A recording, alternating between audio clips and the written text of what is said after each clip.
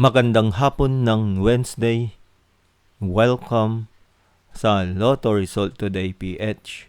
Narito ang mga resulta para sa 2 p.m. draw, August 19, 2026. Para sa resulta ng 2D Lotto, 4 at 25.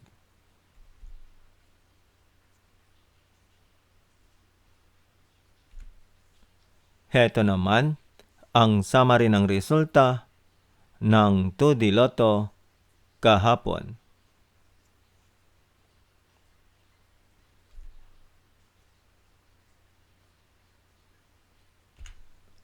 Para sa resulta ng 3D Lotto, 8, 3 at 0.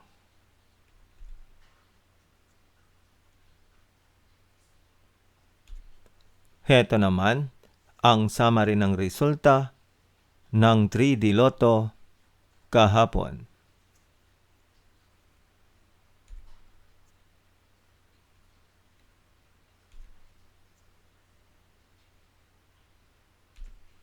At yan ang mga resulta ngayong 2 p.m. draw ng Wednesday. Para lagi kang updated sa mga Lotto draw result, mag-like and subscribe. Maraming salamat sa panonood.